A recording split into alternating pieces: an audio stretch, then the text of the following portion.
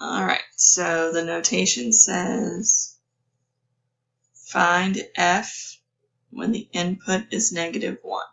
So when it's inside parentheses, it's an x value.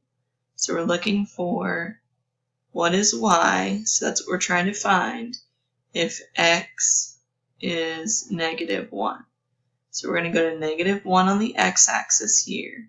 We're going to go up to find the line, and we're looking for where is the line on the y-axis.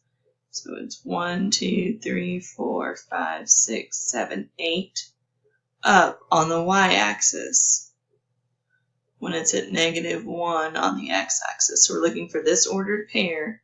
X is -1 and y is +8. So that's your answer.